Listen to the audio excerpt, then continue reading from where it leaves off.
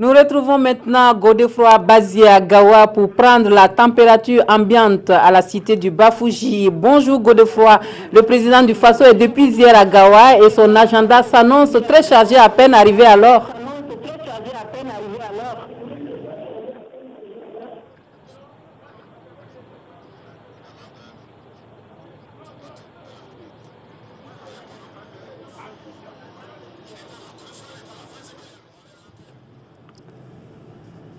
Voilà, nous intervenons ce midi depuis le site de la grande parade civilo-militaire de la fête de l'indépendance ici à Gawa. Nous sommes ici dans ce qui sera demain la tribune officielle. Elle accueillera au bas mot 1050 personnalités. D'autres tribunes sont dressées ici, elles sont au nombre de 3. Elles accueilleront également d'autres invités qui viendront à Gawa pour assister à ce défilé haut en couleur. Bref, les activités entrant dans le cadre de la fête du 11 décembre déroulent normalement leur programme. La nuit de la femme et de l'enfant a permis hier d'apporter un soutien substantiel à cette couche défavorisée de la population du Sud-Ouest. La ministre Laure Zongo Neyen a remis à cette occasion un chèque de 50 millions de francs CFA. Reportage Césaire Carrefour, Ali Traoré. C'est une nuit dédiée à la femme et à l'enfant. Considérées comme les couches les plus vulnérables de la société, leur apporter soutien et confort s'avère plus que nécessaire. Et le ministère en charge de la femme l'a bien compris. À l'occasion de la célébration du 57e anniversaire de l'indépendance, le ministère remet ici des chèques et du matériel de production et de transformation aux femmes et aux élèves. C'était l'occasion pour vraiment faire un clin d'œil à notre public cible, à cette frange de la société qui est souvent marginalisée, qui est souvent reléguée au second plan, et montrer que nous sommes dans la dynamique vraiment comme son Excellence le président du Faso, M. Roch-Marc Christian Kaboré, l'a voulu. Et cela a été traduit dans le PNDS à ce que les femmes soient des acteurs dynamiques du développement du Burkina Faso. Le matériel et les chèques remis au cours de cette nuit s'élèvent à près de 50 millions de francs CFA. Une action qui vise à aider ces couches de la société à mieux s'épanouir. Ce que nous recevons, c'est vraiment très significatif pour nous parce que nous sommes dans le domaine de la promotion des droits de la femme et de l'enfant. Nous aidons les personnes vulnérables, essentiellement les femmes et la petite fille. Et nous leur venons en aide, en soutien pour les aider à avoir aussi des jours meilleurs. Le ministère en charge de la femme ne compte pas s'arrêter en si bon chemin. Elle prévoit d'ici là d'autres actions d'accompagnement des femmes de la cité de Bafouji. La deuxième édition du jeu concours Les Cracks de la Nation a connu son épilogue hier à l'ENEP de Gawa. C'est une compétition interscolaire initiée depuis Kaya par l'association Dikou. Elle a sacré cette année le complexe scolaire Notre-Dame de l'Annonciation de Gawa. Cet établissement scolaire a battu en finale le lycée national de Bobo Dioulasso. Reportage Daouda Ouattara, Rachid Savargo.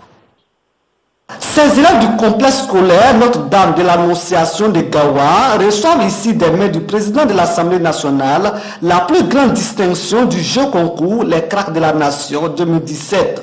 Nous sommes les premiers et nous sommes de la région, donc vraiment c'est un sentiment de joie. Intégré dans les festivités du 11 décembre, depuis Kaya 2016, ce jeu concours interscolaire se veut un cadre éducatif et de promotion de l'excellence au niveau des apprenants. Nous posons des questions sur l'histoire du Burkina, la géographie, les grands hommes du Burkina, et nous collons cette activité-là aux festivités du 11 décembre pour que les jeunes puissent vraiment prendre part aussi à la fête du 11 décembre. Des différents établissements des 13 régions au départ de cette deuxième édition, la finale a opposé le lycée national de Bobo Dioulasso au complexe scolaire Notre-Dame de l'Annonciation de Gawa.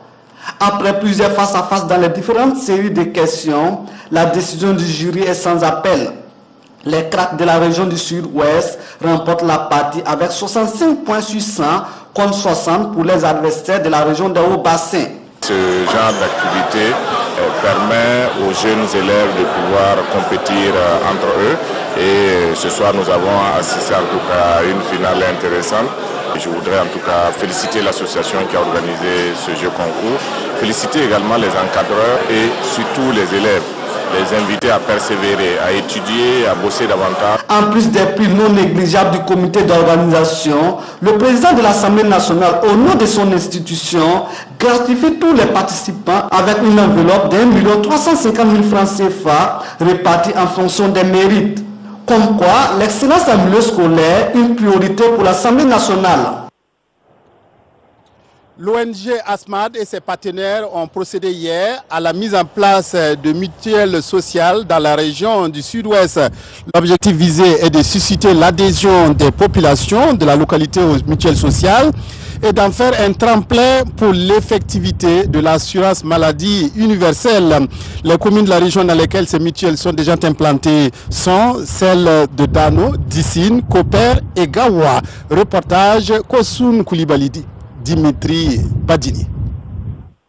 Des mutuelles sociales de santé, désormais une réalité dans la région du Sud-Ouest. Implantées dans les communes de Dano, Dissine, Koper et Gawa, le lancement officiel a lieu ici au Haut-Commissariat du Pony, à la faveur de l'activité du 57e anniversaire de la fête de l'indépendance. Une action menée par l'ONG ASMAD et ses partenaires pour soutenir l'État burkinabé dans sa vision de couverture universelle en santé à travers l'AMU, l'assurance maladie universelle. Le Burkina Faso, à l'instar des pays en voie de développement, n'échappe pas à la crise économique avec comme corollaire les difficultés d'accès aux soins de santé par les populations et surtout la catégorie sociale démunie. Malgré les efforts consentis par le gouvernement et les partenaires financiers en matière d'offres de services et de soins, bon nombre de personnes accèdent toujours difficilement aux soins de santé essentiels de qualité. C'est pour pallier cette insuffisance que les mutuelles à base communautaire trouvent toute leur importance et doivent s'implanter fortement dans nos sociétés. Ces mutualistes de la région du Sud-Ouest s'ajoutent aux 71 autres mutuelles existantes dans 9 régions du pays. Et pour les partenaires, la mise en œuvre de la stratégie des mutuelles sociales au Burkina est une aubaine pour les Burkinabés, notamment les plus démunis à avoir un accès facile aux soins et à moindre coût en bénéficiant des avantages du produit RR déjà en place. Ici, la cotisation fait 3 900. Dans les CSPS, la prise en charge est à hauteur de 80% et au niveau donc de la référence au CHR, ça peut aller jusqu'à 90%.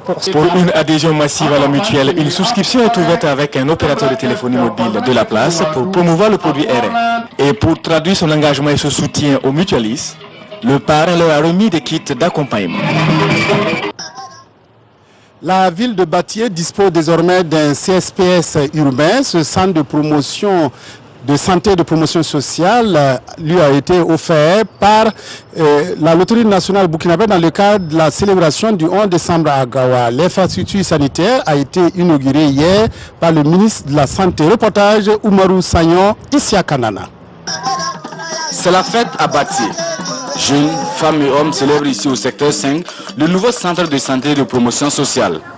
Une infrastructure qui vient accroître l'offre d'accueil du district sanitaire de Batié. Ce CSPS-là, en tout cas, va nous permettre d'accroître l'offre en soins de santé, en ce sens qu'il va couvrir 32 villages, 645 habitants. C'est une grosse étude qui nous est en identifié, c'est vraiment une nouvelle. 250 millions de francs CFA pour réaliser ce CSPS urbain de Batié avec toutes ses commodités.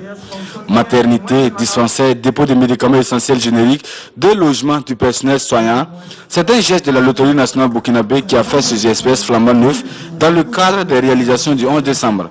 À travers ce geste, la nationale des jeux entend accompagner les actions du gouvernement dans sa quête d'une mise en place de cadre adéquat avec comme cheval de bataille la décentralisation du système sanitaire pour une prise en charge efficace des patients. Globalement, ce type d'infrastructure, nous devrions en avoir 3800. Nous en avons aujourd'hui 2000. Il faut qu'il y ait encore un travail et j'en appelle encore à la solidarité, au partenariat de la non-Afrique pour que nous ayons d'ici à 2020 l'ensemble des formations sanitaires attendues pour que réellement la santé soit accessible à tous. Outre ce CSPS urbain de Bathie dans le Numbiel, le centre de santé et de promotion sociale de Montviello dans la Bougriba, l'auberge de l'Appelé, le centre de formation des jeunes filles de Gawa sont autant d'infrastructures réalisées par la LONABE dans la région du Sud-Ouest. Des infrastructures qui ont coûté à la Nationale des Jeux plus d'1 milliard de francs CFA. Voilà, nous allons revenir à ce qui est le projet phare de cette fin d'année avec le lancement aujourd'hui à Gawa par le président du FASO du projet 1. En tout cas la phase 1 du projet Backbone National. Ce projet de connexion par fibre optique va permettre d'améliorer sensiblement les différents services numériques.